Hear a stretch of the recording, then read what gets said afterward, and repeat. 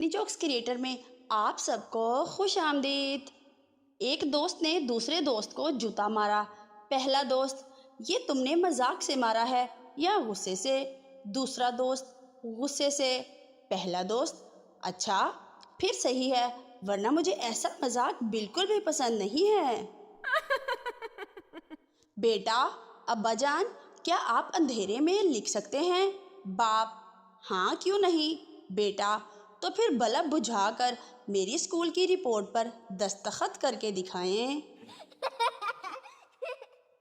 بیوی غصے سے: دیکھ لینا آپ کو دوزخ میں بھی جگہ نہیں ملے گی۔ شوہر: نہ ملے، میں ہر جگہ تمہارے ساتھ جانا بھی نہیں چاہتا۔ لڑکی دکاندار سے: یہ سوٹ کتنے کا ہے؟ دکاندار: 1500 کا۔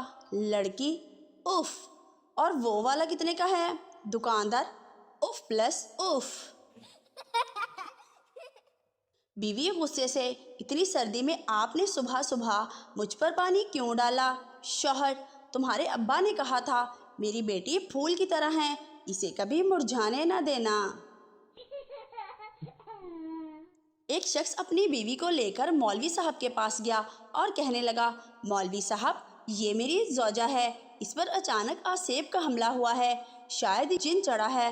مولوی صاحب نے دم درود کیا تو جن باتیں کرنے لگ گیا: مولوی صاحب ابھی کے ابھی باہر نکلو ورنہ میں نکلنے کے لیے تیار ہوں، لیکن میری ایک شرط ہے، میں اس عورت سے نکل کر شوہر سے چمٹ جاؤں گا۔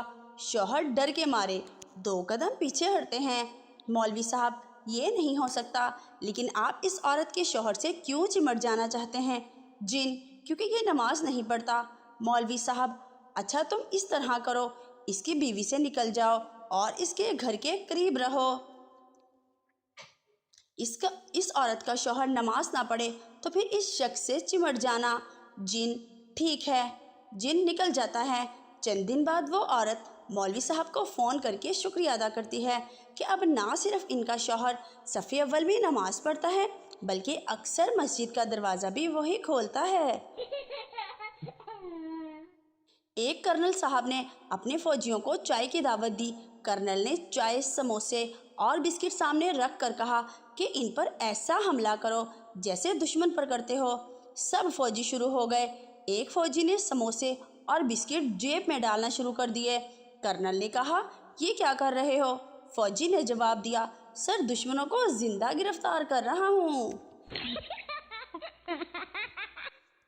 ایک بھکاری کو 100 روپے ملے۔ وہ مشہور ہوٹل میں کھانا کھانے گیا اور پیٹ بھر کے کھانا کھایا۔ 5000 کا بل بنا۔ بھکاری نے مینیجر سے کہا: میرے پاس پیسے نہیں ہیں۔ مینیجر نے اسے پولیس کے حوالے کر دیا۔ بھکاری نے پولیس کو 100 روپے دیے اور چھوٹ گیا۔ ہماری پاکستانی مسجدوں میں بزرگ اگلی صفوں میں امریکہ اور یورپ کی تباہ و بربادی کی دعائیں مانگ رہے ہوتے ہیں، جبکہ پچھلی صفوں میں ہمارے نوجوان انہی ملکوں کے ویزے کے لیے دعائیں مانگ رہے ہوتے ہیں۔ میراثی کی بیوی نے میراثی سے پوچھا: میرے پیار میں کیا کر سکتے ہو؟ میراثی بولا: شاہ جہان نے اپنی بیوی کی محبت میں تاج محل بنوایا تھا، میں غریب لڑکا ہوں اس لیے تمہاری قبر پکی کروا دوں گا۔ سفر شروع کرتے وقت بیوی نے شوہر سے پوچھا: سنیے، کیا آپ کو دعا یاد ہے؟ شوہر اپنی سوچوں میں: ہاں ہاں، وہی پتلی سی، کالی آنکھوں والی، لمبے بالوں والی، خوبصورت سی، نمبر 1 فلیٹ میں رہتی تھی، وہی نا؟ شوہر کے لیے دعا کی درخواست ہے۔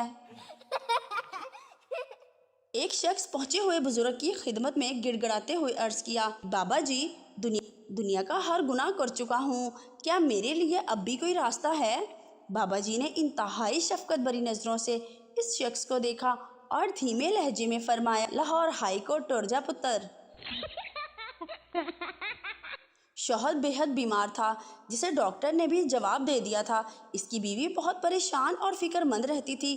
عورت خدا سے دعا کرتی تھی کہ اے اللہ، میری جان لے لے اور میرے شوہر کی جان کو بخش دے۔ ابھی عورت یہ دعا مانگ ہی رہی تھی کہ کچن میں بلی دودھ میں منہ ڈالے، جس سے برتن گرا۔ عورت گھبرا گئی اور سمجھی مالک الموت آ گئے ہیں۔ یہ خیال کہ شاید میری دعا قبول ہو گئی ہے، بہت ڈری اور کہنے لگی، حضرت ادھر خیال نہ کریے، جس کے لیے آپ آئے ہیں اسے لے کے جائیے، وہ اندر پڑا ہے۔ مغل شہزادہ اپنے محل میں مجرا سن رہا تھا۔ انگریز فوج نے محل پر دھاوا بول دیا۔ تمام ڈھولکیوں، سارنگیوں والے نے اور ناچنے گانے والے دوڑ گئے۔ بہادر شہزادہ اپنی جگہ پر بیٹھا رہا۔ شہزادے کو گرفتار کر لیا گیا۔ تفتیش شروع ہوئی۔ انگریز آفیسر نے شہزادے سے پوچھا کہ تمہارے تمام ساتھی دوڑ گئے، لیکن تم نے بھاگنے کی کوشش کیوں نہیں کی؟ کیا تمہیں زندگی عزیز نہیں؟ شہزادے نے ایک ڈائیلاگ بولا جس پر انگریز آج تک حیران ہے۔ شہزادے نے کہا، جب میں نے دیکھا کہ دشمن کی فوج آ گئی ہے تو میں سوچا کہ جان بچانے کے لیے دوڑ جانا چاہیے، لیکن میرا وہ ملازم پہلے ہی دوڑ گیا جس نے مجھے جوتا پہنانے تھے۔ کہتے ہیں کہ ایک آدمی نے کوئی جرم کیا تو قاضی نے اسے 3 سزاؤں میں سے ایک سزا چننے کو کہا۔ پہلی سزا 100 پیاز کھانا، دوسری سزا 100 کوڑے کھانا، تیسری سزا 100 دینار ادا کرنا۔ اس نے اپنی بیوی سے مشورہ کیا تو اس نے کہا، پیاز کھا لو، یہ تو شہد کے برابر ہیں۔ آدمی نے پیاز چن لیا، مگر 65واں پیاز کے بعد اس کی آنکھیں باہر آ گئی اور اس نے اعلان کیا کہ وہ مزید نہیں کھا سکتا۔ اس نے دوبارہ اپنی بیوی سے مشورہ کیا تو اس نے کہا، اگر پیاز نہیں کھا سکتے تو 1 گھنٹے کا درد بہتر ہے روز روز کے درد سے۔ آدمی نے کوڑے چن لیے۔ جب کوڑوں کی تعداد 72 تک پہنچی تو اس کے گھٹنے کانپنے لگے اور وہ چیخنے لگا، بس کرو، میں مزید برداشت نہیں کر سکتا۔ آخر کار اس نے 100 دینار ادا کیے اور کہا وہ گورنر سے ملنا چاہتا ہے۔ اس نے گورنر سے کہا، آپ کو وصیت کرتا ہوں کہ میری قبر پر لکھوا دینا۔